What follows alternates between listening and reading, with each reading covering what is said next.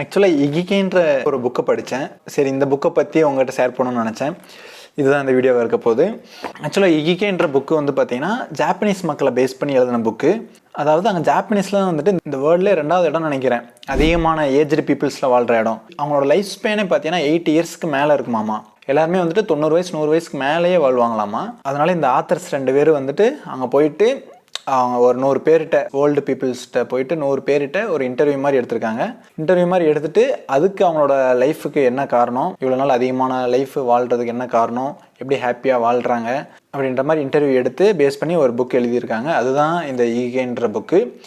இகிகை அப்படின்னா என்னென்னா, இகிகைன்றது Japanese word. இந்த இகினா லைஃப், கை அப்படின்றது வந்துட்டு மீனிங். நம்மளோட லைஃப் மீனிங் என்னன்னு கண்டுபிடிக்கிறது தான் இகிகை அப்படின்னு சொல்கிறாங்க. ஸோ அங்கே உள்ள மக்கள் எல்லாருமே இந்த இகிகை பேஸ் பண்ணி தான் வாழ்கிறாங்களாமா. எல்லாருக்குமே இகிகை இருக்குமாமா. இங்கே இகிகைன்ற ஒரு ஃபார்முலா பேஸ் பண்ணி தான் அவங்க எல்லாருமே வாழ்ந்துக்கிட்டு இருக்காங்களாமா. ஸோ அதனால தான் அவங்களால சந்தோஷமாக ஹாப்பியாக இவ்வளோ நாள் வர வாழ முடியுதாமா. ஸோ அந்த இகிகை வந்துட்டு எல்லாருக்கும் இருக்கணுன்றாங்க. இகிகை எப்படி கண்டுபிடிக்கிறது அப்படின்னா, ஒரு 4 விஷயம் சொல்கிறாங்க. அந்த 4 விஷயமே நம்ம பண்ணிக்கிட்டு இருந்தோம், நம்மக்கிட்ட இருந்துச்சுன்னா அதுதான் நம்மளோட இகிகை அப்படின்னு சொல்கிறாங்க. ஸோ அது என்னென்னா அப்படின்னா, what you love, what the world needs, what you are paid for and what you good at அப்படின்னு சொல்கிறாங்க. அதாவது என்னென்னா, ஒன்று பண்ணுறது நமக்கு பிடிச்சி பண்ணணும், அதே மாதிரி அப்படி பண்ணுறதுனால இந்த உலகத்துக்கு யூஸ்ஃபுல்லாக இருக்கா அப்படின்றதையும் பார்க்கணும். 3வது வந்து பார்த்தீங்கன்னா, அதனால் நமக்கு ஏதாச்சும் பணம் வருதா, நம்மளால் சம்பாதிக்க முடியுதா, ஃபினான்ஷியலாக நம்மளால் ஃப்ரீடமாக இருக்க முடியுமா அதனால் அப்படின்னு சொல்கிறாங்க. 4வது வந்துட்டு அதில் நம்ம பெஸ்ட்டாக இருக்கமா, அதில் நம்ம சிறந்து விளங்குறோமா அப்படின்றது சொல்கிறாங்க. இந்த மாதிரி 4மே வச்சு ஒரு விஷயம் பண்ணிக்கிட்டு இருந்தோம்னா அதுதான் நம்ம இகிகை. அப்படி பண்ணிக்கிட்டு இருந்தோம்னா நம்ம சந்தோஷமாக ரொம்ப நாளைக்கு வாழ முடியும் அப்படின்ற மாதிரி சொல்கிறாங்க.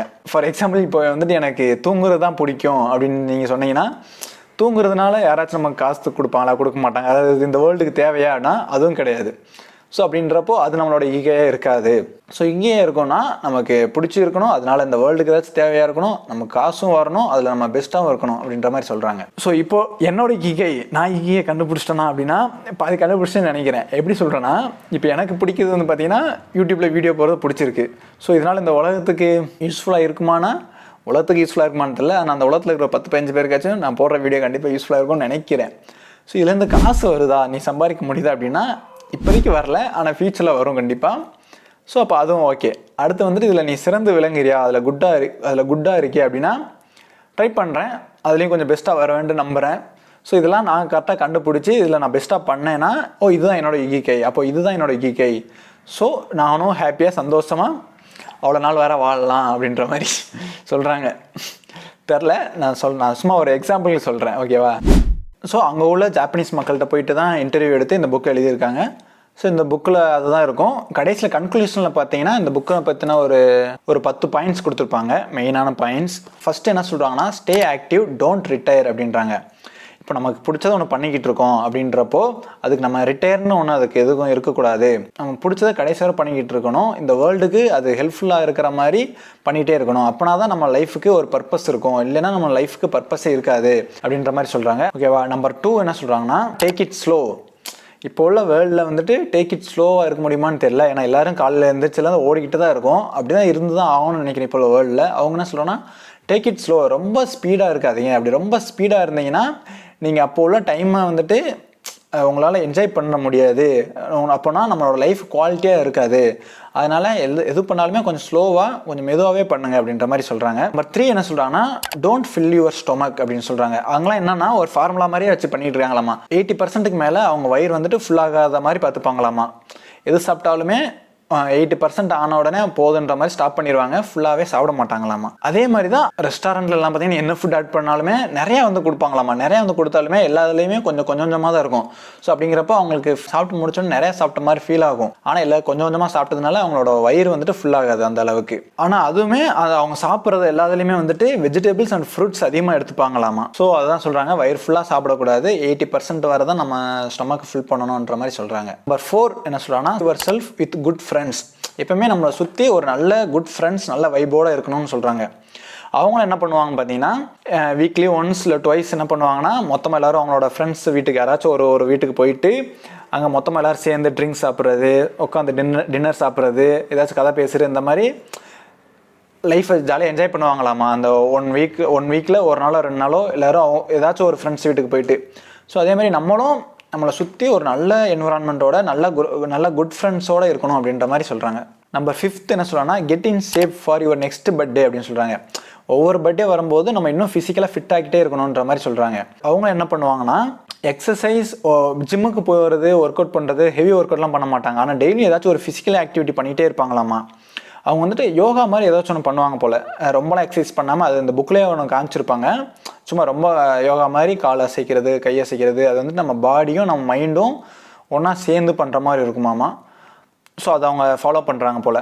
அதனால் அதுவும் இல்லாமல் அவங்க அதிகமாக வாக் பண்ணுவாங்க. ரொம்ப கார்டனிங் அதிகமாக பண்ணுவாங்க. ஏதாச்சும் ஒரு ஃபிசிக்கல் ஆக்டிவிட்டி பண்ணிகிட்டே இருப்பாங்களாமா. ஸோ அதே மாதிரி நம்மளுமே ஏதாச்சும் ஒரு டெய்லியும் ஒரு ஃபிசிக்கல் ஆக்டிவிட்டி ஜிம்முக்கு போக முடியலனாலும் ரூம்லேயோ நம்மளால் முடிஞ்ச வரை ஏதாச்சும் ஒரு 1/2 hour 1/4 மணி நேரம் 10 நிமிஷமாச்சும் ஏதாச்சும் ஒரு ஃபிசிக்கல் ஆக்டிவிட்டி பண்ணிகிட்டே இருக்கணுன்ற மாதிரி சொல்கிறாங்க. தென் வந்துட்டு ஸ்மைல், எப்பயுமே வந்துட்டு ஒரு ஸ்மைல் ஃபேஸோடு இருக்கணும், சிரிச்சிட்டே இருக்குன்ற மாதிரி சொல்கிறாங்க. அப்படி சிரிச்சிட்டே இருக்கிறதுனால ஒரு பாசிட்டிவ் வைப் இருக்கும். அது இல்லாமல் நிறையா குட் ஃப்ரெண்ட்ஸ், சிரிச்சிட்டே இருந்தோம்னா நிறையா ஃப்ரெண்ட்ஸு நம்மளால் மேக் பண்ண முடியும் அப்படின்ற மாதிரி சொல்கிறாங்க. எப்போயுமே சிரிச்ச முகத்தோடு இருக்க சொல்கிறாங்க. தென் என்ன சொல்கிறாங்கன்னா ரீகனெக்ட் வித் நேச்சர். இப்போலாம் சிட்டி லைஃப்பில் வந்துட்டு நேச்சர் கிடையாது, பொல்யூஷன் அது இதுன்ட்டு நம்மளோட லைஃபே வந்துட்டு கொஞ்சம் மாறி போச்சு.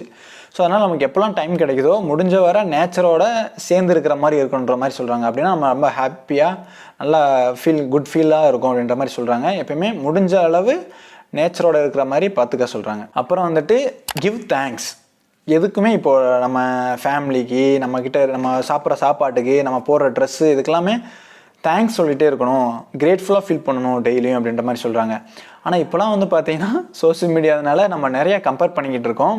நம்மக்கிட்ட அது இல்லை இது இல்லைன்ட்டு நிறையாவே நம்மக்கிட்ட அது இல்லை இது இல்லை நம்ம ஏன் இப்படி இருக்கோம் அப்படின்ற மாதிரி நிறையா கம்ப்ளைண்ட் பண்ணிக்கிட்டு இருக்கோம். ஆனால் அந்த மாதிரிலாம் எதுவும் இல்லாமல் நம்மக்கிட்ட என்ன இருக்கோ அதுக்கு கிரேட்ஃபுல்லாக ஃபீல் பண்ணணுன்னாலே சந்தோஷமாக இருக்கலாம் அப்படின்ற மாதிரி சொல்கிறாங்க. தென் என்ன சொல்கிறாங்கன்னா லிவ் இன் த மூமெண்ட். பாஸ்ட்டை நினச்சோ இல்லை ஃபியூச்சரை நினச்சோ பயந்துக்கிட்டு அதை நினச்சி வரி பண்ணிட்டு இல்லாமல் லிவ் இன் த மூமெண்ட். அந்த மூமெண்ட்டில் நம்ம என்ன நினைக்கிறோமோ அது கரெக்டாக அந்த டைமில் நம்ம பண்ணி முடித்தாலே அப்புறம் எதுக்கும் ரெக்ரெட் பண்ண தேவையில்லை, நம்ம ஃபியூச்சருமே கரெக்டாக நம்ம நினச்ச மாதிரி இருக்கும் அப்படின்ற மாதிரி சொல்கிறாங்க. அதனால் என்ன பண்ணணும்னு நினைக்கிறீங்களோ அந்த டைமில் அதை கரெக்டாக பண்ணாலே போதும்.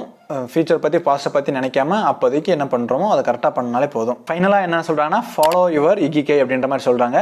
எல்லாருக்குமே இகிகை இருக்கும், அதே மாதிரி நம்மளுக்குமே இகிகைன்றது ஒன்று இருக்கும். அப்படி இகிகைன்றதை கண்டுபிடிக்கல, நமக்கு என்னென்னு தெரியலனா நிறையா வந்துட்டு டிஸ்கவர் பண்ண சொல்கிறாங்க. நிறையா புதுசாக ட்ரை பண்ணி பாருங்கள். ட்ரை பண்ணி பார்த்தா தான் நமக்கு உங்களுக்கு என்ன பண்ணுறதுக்கு பிடிக்குன்ற மாதிரி ஒரு ஐடியா கிடைக்கும். அதே மாதிரி நிறையா ட்ரை பண்ணி பார்த்து உங்களோட இகிகை என்னென்னு கண்டுபிடிச்சி அதுக்கேற்ற மாதிரி லைஃப்பை கொண்டு போங்க அப்படின்ற மாதிரி சொல்கிறாங்க. ஸோ இப்போ இதெல்லாம் பண்ணுறது மூலயமா நம்மளால் ஹாப்பியாக வாழ முடியும், அதே மாதிரி நம்மளோட ஃபிட்டாகவும் இருக்க முடியும், நம்மளால் ஃபிட்டாக ஹெல்த்தியாகவும் இருக்க முடியும்.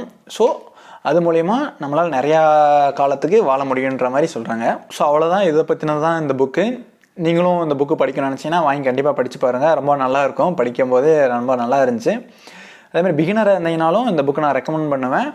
ஏன்னா இதில் உள்ள இங்கிலீஷ் வந்துட்டு ரொம்ப பேசிக் இங்கிலீஷ் தான் இருக்கும், ஈஸியாக அண்டர்ஸ்டாண்ட் பண்ணுற மாதிரி தான் இருக்கும். அதனால் நீங்கள் பிகினராக இருந்தாலும் இந்த புக்கு வாங்கி படிக்கலாம். ரொம்ப சின்ன புக்கு தான், டக்குன்னு கூட படித்து முடிச்சிடலாம். அதேமாதிரி உங்களுக்கு இகிகை என்னென்னு கண்டுபிடிச்சிங்களா இல்லையா? அப்படி கண்டுபிடிச்சினா உங்களோட இகிகை என்னன்றதை கீழே கமெண்ட் செக்ஷன் சொல்லுங்கள், நான் என்னென்னு தெரிஞ்சுக்கிறேன். ஓகே, அவ்வளோதான் இந்த வீடியோ உங்களுக்கு யூஸ்ஃபுல்லாக இருக்கும்னு நினைக்கிறேன். இனி அடுத்து போட போகிற வீடியோ கண்டிப்பாக யூஸ்ஃபுல்லாக இருக்கும். ஸோ சப்ஸ்கிரைப் பண்ணி வச்சுக்கோங்க. ஓகேவா? தேங்க்யூ, பாய்.